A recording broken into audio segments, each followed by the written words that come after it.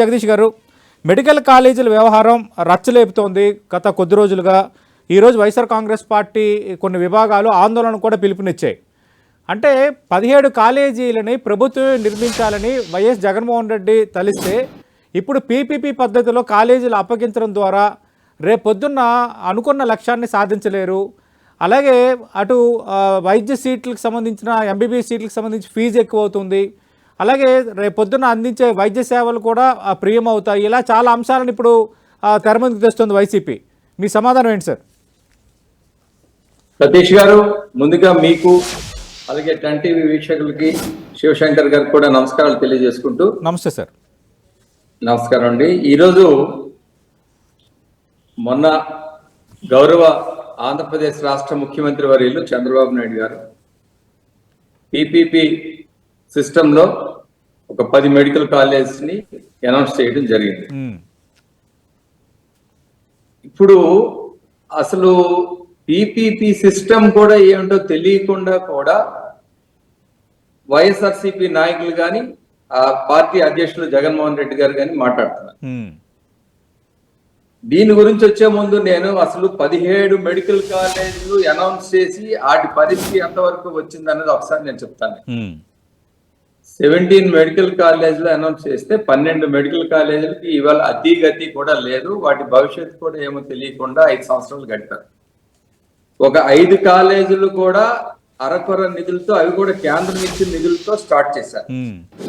దాన్ని full fledged గా 5 medical కాలేజీలను తయారు చేయాలంటే ఇవాళ కూటమి ప్రభుత్వం దాదాపు 1960 కోట్ల రూపాయలు ఖర్చు పెడితే గానీ వాటిని కూడా ఒక ఫుల్ ఫ్లెడ్జెడ్ గా షేప్ లో తీసుకొచ్చే పరిస్థితి కూడా లేదు. ఇంకా ఇంకోటి ఏంటంటే, ఇవాళ ప్రైవేటైజేషన్ అయితే ప్రజలు ఇబ్బంది పడతారు అది ఇదని చెప్తా ఉన్నారు కదా. అసలు మెడికల్ కాలేజ్ సీట్లలో 50% ప్రైవేటైజేషన్, 35% వచ్చి సెల్ఫ్ ఫైనాన్స్ అని, 15% వచ్చి ఎన్ఆర్ఐ కోటా అని డబ్బులు పెట్టి కలెక్ట్ చేసింది అప్పటి ప్రభుత్వం. ఓకే. సో మొట్టమొదటిసారిగా ప్రైవేటైజేషన్ అని చెప్పకుండా ప్రభుత్వ కాలేజీల్లోనే ప్రైవేటైజ్ చేసి ఈ విధంగా ప్రైవేట్ కి అవకాశం కల్పించి ప్రైవేటైజ్ చేసిన పరిస్థితి ఉంది. ఇప్పుడు అంచేత ఆ పరిస్థితిలో మిగతా 12 మెడికల్ కాలేజీల గురించి అసలు ₹1 ఖర్చు పెట్టలేదు, ఏమీ చేయలేదు, ఏమీ లేదు. అసలు ఎంత బడ్జెట్ అలొకేట్ చేశారు 5 సంవత్సరాల్లో ఈ మెడికల్ కాలేజీలకి, 17 మెడికల్ కాలేజీలకి ఎంత ఖర్చు పెట్టారని నన్ను అడుగుతా ఉన్నా. నాకు తెలిసినంత వరకు అయితే ఇవాళ, నాకంటే నేను కాదు, మా పార్టీ తరఫున కూడా మాట్లాడుతున్నా, తెలుగుదేశం పార్టీ తరఫున కూడా, కేంద్రం ఇచ్చే నిధులతోని ఒక 630 కోట్ల రూపాయలు అయితే 5 మెడికల్ కాలేజీల్లో కూడా జగన్మోహన్ రెడ్డి గారి ప్రభుత్వం ఖర్చు పెట్టింది. అంతకన్నా ఖర్చు పెట్టింది కానీ ఏమీ లేదు. ఇప్పుడు ఇవాళ మా నాయకులు రాష్ట్ర ముఖ్యమంత్రి వర్యులు చంద్రబాబు నాయుడు గారు ఈ 10 మెడికల్ కాలేజీల్లో కూడా ఖచ్చితంగా గవర్నమెంట్ కంట్రోల్ పూర్తిగా ఉంటుంది, ఇది ప్రైవేట్ కాదు, every policy decision will be taken by the government, only public and private participation. అంచేత పబ్లిక్ పార్టిసిపేషన్ ఉంటుంది, ప్రైవేట్ పార్టిసిపేషన్ ఉంటుంది, గవర్నమెంట్ పార్టిసిపేషన్ ఉంటుంది. అంచేత దీంట్లో ఏమవుతుందంటే, ఏదైతే ఇప్పుడు జగన్మోహన్ రెడ్డి గారు మెడికల్ కాలేజీల్లో పెట్టిన రూల్స్ కన్నా అతిక్రమించి ఇక్కడ చేసేది ఏమీ లేదని కూడా స్పష్టంగా చెప్తా ఉన్నాను. అదే పద్ధతిలోనే కొనసాగితే ఖచ్చితంగా 10 మెడికల్ కాలేజీలు కూడా కంప్లీట్ చేస్తాం. అదే కాకుండా 5 మెడికల్ కాలేజీలు, అందులో కొన్ని కోర్సెస్ స్టార్ట్ అయినాయి కానీ పీజీ సీట్లు కానీ వాటి గురించి కానీ వచ్చే పరిస్థితి లేదు. నేషనల్ మెడికల్ కౌన్సిల్ ఇంకా వాటికి ఎంత ఇలాగే ఉంటే వాటికి లైసెన్స్ కూడా రద్దు చేసే పరిస్థితి ఉంటుంది. ఏవైతే 5 మెడికల్ కాలేజీలు స్టార్ట్ చేశారో వాటిని కూడా. ఇప్పుడు ఇక్కడ కక్ష సాధింపు చర్యలు ఉండవు. ఆ 5 మెడికల్ కాలేజీలు కూడా పూర్తి చేస్తాం, కంప్లీట్ చేస్తాం. ఏదైతే ఇన్కంప్లీట్ గా ఉన్నాయో ఈ 10 మెడికల్ కాలేజీలు కూడా ఉంటాయి. కొన్ని సంవత్సరాల తర్వాత ఈ 10 మెడికల్ కాలేజీలు కూడా it will be turn into government sector లోకి వెళ్ళిపోతాయి. దిస్ ఈజ్ ఇదండి. అయితే ఇది కూడా మేము ఇవన్నీ స్పష్టంగా చెప్తా ఉన్నా. ఇవాళ వైసీపీ ఇవాళ పిలుపునిచ్చింది. ఇవాళ నేను చెప్తున్నా, పార్వతీపురం నుంచి మాట్లాడుతున్నాను. ఇక్కడికి మెడికల్ కాలేజ్ జగన్మోహన్ రెడ్డి గారు శాంక్షన్ చేశారు. కానీ ఒక స్థల సేకరణ కానీ ఏదీ లేదు.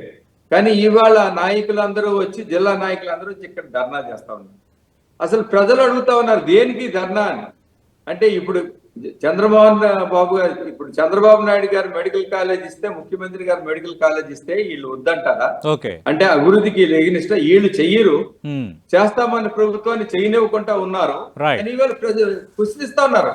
నేను కూడా క్వశ్చన్ చేస్తా ఉన్నాను. ఓకే, ఇప్పుడు ఖచ్చితంగా అది కూడా మనం మాట్లాడదాం. సో మీరు చెప్పేది బాగానే ఉంది, కానీ రేపు పొద్దున్న చేతల్లో అది కనిపించదు. ఇది పేదలకు విఘాతం కలిగించేది. ఎంబీబీఎస్ సీట్లు లభించే విషయంలో కూడా పేద విద్యార్థులకు అన్యాయం జరుగుతుంది. మెరిట్ విద్యార్థులకి ఎక్కువ ఫీజు చెల్లించిన విద్యార్థులకు అన్యాయం జరుగుతుంది. వైఎస్ఆర్ కాంగ్రెస్ పార్టీ వాదన. తెలుగుదేశం పార్టీ ఆవిర్భావం నుంచి అయినా కూడా అన్నగారు ఎన్టీ రామారావు గారు ముఖ్యమంత్రిగా ఉన్నప్పటి నుంచి చంద్రబాబు నాయుడు గారు కలిపి ఆంధ్రప్రదేశ్ రాష్ట్రంలో 28 మెడికల్ కాలేజీలు పెట్టారు. సో అద్భుతంగా పనిచేస్తున్నాయి, అన్ని ఉన్నాయి. ప్రభుత్వ హయాంలో ఎన్ని పెట్టారని అడుగుతున్నారు.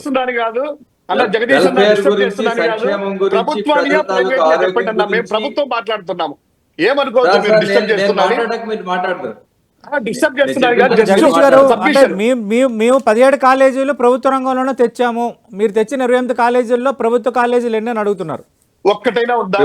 శివశంకర్ గారు ఒక్క నిమిషం మాట్లాడియండి. ప్రభుత్వ కాలేజ్ ఇప్పుడు పెట్టినవన్నీ ఇప్పుడు ఎయిమ్స్ ఇప్పుడు మీరే మాట్లాడారు, all India institute of medical sciences కూటమి ప్రభుత్వంలో తెచ్చుకున్నాం కదా, గవర్నమెంట్ దే కదా, మీరే చెప్తా ఉన్నారు. అది అద్భుతమైన హాస్పిటల్ కదా, అది ఇన్స్టిట్యూషన్ కూడా కదా. అచేత ఇలాంటివి ఉన్నాయి, స్విమ్స్ ఉన్నాయి, ఇవన్నీ ఉన్నాయి. అచేత అది దాని డిబేట్ నేను మాట్లాడతాను. ఇప్పుడు నేను ఒకటే అంటున్నాను, నేను పబ్లిక్ హెల్త్ గురించి కానీ, వెల్ఫేర్ గురించి కానీ, డెవలప్మెంట్ నుంచి కానీ ఆంధ్రప్రదేశ్ రాష్ట్రంలో Telugu Desam is the prime front లో ఉంటుంది. అసలు తెలుగుదేశం ఆవిర్భావమే ఆటి విషయాల మీదే వచ్చింది, ఫౌండేషన్ అది. అచేత ప్రజలకి ఏ విధంగా సేవ చేయాలి అన్న దాంట్లో అప్పుడు ఎన్టీ రామారావు గారు కానీ, ఇప్పుడు మా ముఖ్యమంత్రి చంద్రబాబు నాయుడు గారు కానీ చాలా స్పష్టంగా, చాలా క్లియర్ గా ఉంటుంది, అందులో ఏం డౌట్ లేదు. ఇంకోటి నేను అంటాను, సతీష్ గారు మీ ద్వారా అడుగుతున్నాను శివశంకర్ గారికి, అసలు ఇప్పుడు పీపీపీ సిస్టమ్ లో ప్రపోజ్ చేస్తే ఎందుకు మీరు ఇంత గాబరా పడతా ఉన్నారు, ఎందుకు మీరు ఇంత టెన్స్ పడుతున్నారు, ఎందుకు ధర్నాలు చేయడానికి కూడా రెడీ అయిపోతున్నారు, ఏంటి ఇప్పుడు అసలు ఏంటి ఇబ్బంది? Let it come. అప్పుడు ప్రజలే ఒకవేళ మేము ఇదైతే ప్రజలే ఇదవుతారు. మీరు ప్రజల తాలూకా పల్సన్ కూడా ఇప్పుడు ప్రజల పల్సన్ చూసుకోలేకే ఫెయిల్ అయ్యారు, మళ్ళా మీరు అదే చేస్తా ఉన్నారు. ప్రజలు ఏమంటున్నారు ఇప్పుడు? అంటే జగదీష్ గారు ఆల్రెడీ మాజీ ముఖ్యమంత్రి జగన్మోహన్ రెడ్డి ఒక ప్రకటన కూడా చేశారు, మేము అధికారంలోకి వస్తే మళ్ళీ వీటిని ప్రభుత్వ ఆధీనంలోకి తీసుకుంటాం, ఈ పీపీపీ అంశాన్ని రద్దు చేస్తామని. ఇప్పుడు ఒక మాజీ ముఖ్యమంత్రి ఆ విధంగా మాట్లాడడం అన్నది, అంటే రాష్ట్రంలో ఏవి రానివ్వకుండా బెదిరించి, ఇండైరెక్ట్లీ ఇట్స్ నథింగ్ బట్ ఇదనమాట, బెదిరించడం అనేది అది ఎంతవరకు సబబో వాళ్ళకి విడిచిపెడతా ఉన్నా నేను ఖచ్చితంగా. ఎందుకంటే అది అందరూ చూశారు, అందరూ విన్నారు. ఆయా ప్రాంతంలో ఇప్పుడు ఎక్కడైతే మెడికల్ కాలేజీలు ముఖ్యమంత్రి గారు అనౌన్స్ చేశారో ఆ ప్రాంతాల్లో దాని మీద ఇది కూడా నిరసన కూడా వస్తా ఉంది. అంటే ఎందుకుగా వైసీపీ నాయకులు ఈ విధంగా మాట్లాడుతా ఉన్నారని.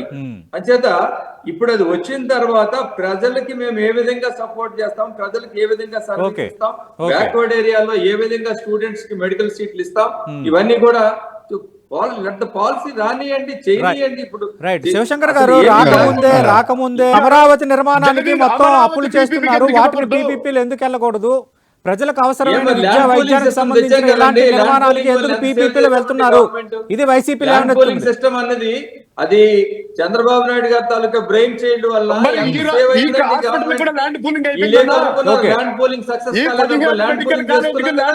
అలాగే చేసుకుంటామండి. ఇప్పుడు ల్యాండ్ మెడికల్ వాళ్ళ మీద ఉంది, రిజిస్టర్ అయిపోయింది, టెండర్లు అయిపోయినాయి. ఏ విధంగా పూలింగ్ ఈ 17 మెడికల్ కాలేజ్. జగదీష్ గారు సార్ నేను చెప్తున్నాను సార్, ఇవాళ ఇష్యూ పీపీపీ సిస్టమ్ లో మెడికల్ కాలేజెస్ మీరు చెప్పినట్టు ఆల్రెడీ కర్ణాటకలో, గుజరాత్ లో సక్సెస్ఫుల్ గా జరుగుతా ఉంది. సక్సెస్ఫుల్ గా జరుగుతున్న ప్రాజెక్ట్ ని ఇవాళ ఆంధ్రప్రదేశ్ లో తీసుకున్నాం. ఆంధ్రప్రదేశ్ లో ఇప్పుడు అడుగుతా ఉన్నారు 7,000 కోట్లు ఖర్చు పెట్టలేరని. 7,000 కోట్లు ఖర్చు పెట్టడం పెద్ద సమస్య కాదు, బట్ ఇన్వాల్వ్ చేయటం, పబ్లిక్ రిసోర్సెస్ ని, ప్రైవేట్ రిసోర్సెస్ ని ఇన్వాల్వ్ చేసి వాళ్ళని కూడా ఇన్వాల్వ్ చేయటం, దిస్ ఇస్ ఆల్ కూటమి తాలూకా కాన్సెప్ట్ అండి. వైసీపీ మరి అమరావతి ఎందుకు చేయలేదన్నా? వాళ్ళకి నచ్చదు. వాళ్ళకి అమరావతి ఎందుకు చేయలేదు? అదే కదా మా బాధ, అమరావతి ఎందుకు చేయలేదు? కలిసి ఉందామని అందరినీ ఇన్వాల్వ్ చేయాలని మా నాయకుడు అమరావతి ఎందుకు చేయలేదు? అందరినీ ఇన్వాల్వ్ చేస్తే ఇన్వాల్వ్ చేయడం వల్ల సక్సెస్ వస్తుంది, సక్సెస్ రేట్ ఎక్కువ ఉంటుంది. అంచేత ఆ విధంగా సతీష్ గారు మీకు ఎక్కడ ఇన్వెస్ట్ చేయాలి, ఎక్కడ అందరినీ పబ్లిక్ ఇన్వెస్ట్ చేయాలి, PPP ఎక్కడ లో ప్రైవేట్ ఎందుకు ఇన్వెస్ట్ ఇవ్వలేదు? చేయాలి, ఇవన్నీ మాకున్న ప్రయారిటీస్ మాకున్నాయి. అంటే రిసోర్స్ వాడుకోవాలనుకున్నప్పుడు అమరావతి విషయంలో ఎందుకు పీపీపీ మోడల్ వెళ్ళలేదు? శివశంకర్ గారు మెడికల్ కాలేజీలు అవసరమా కాదని అడగండి. నేను అడుగుతా ఉన్నా, మెడికల్ కాలేజీలు అవసరమా కాదా? ఖచ్చితంగా అవసరమే. పార్టీలకు అతీతంగా నేను మాట్లాడుతున్నాను. సీనియర్ జర్నలిస్టుగా ఖచ్చితంగా మెడికల్ కాలేజీలు అవసరం. 17 మెడికల్ కాలేజీలు జగన్మోహన్ రెడ్డి గారు తెచ్చారు అంటే చంద్రబాబు గారు ఒక్క మెడికల్ కాలేజ్ చేయలేదు 15 సంవత్సరాల్లో. ఓకే, జగన్మోహన్ రెడ్డి గారు తెచ్చారంటే అది అవసరమనే పేదోడికి అవసరము. Right. విద్యాపరంగా, వైద్య పరంగా నెట్వర్క్ హాస్పిటల్స్ అయ్యేసి ఈ రోజు ఒకటి, ఈ రోజు మీరు ఫెయిల్యూర్ అదే మనం 15 సంవత్సరాలు పేదోడి గురించి ఆలోచన చేయలేదు, మెడికల్ విద్య గురించి ఆలోచన చేయలేదు, పేదోడికి మెడికల్ సీట్లు ఇప్పిస్తామని ఆలోచన చేయలేదు. ప్రైవేట్ ప్రైవేట్ ప్రైవేట్ ప్రైవేట్ మన వాళ్ళకందరికి తీసుకోవడం ఇవ్వడం. రైట్. ఎవడైనా నవ్వుతున్నారండి, ప్రజలు నవ్వుతున్నారండి. దేనికి ధర్నా? అదే అండి ఈ రోజు సతీష్ గారు, థ్యాంక్ యూ జగదీష్ గారు. పార్టీ ఒకటే కాదు, కమ్యూనిస్టులు, ప్రజా సంఘాలు, వివిధ రాజకీయ పార్టీలు అందరూ కూడా right. Okay thank you Shivashankar గారు.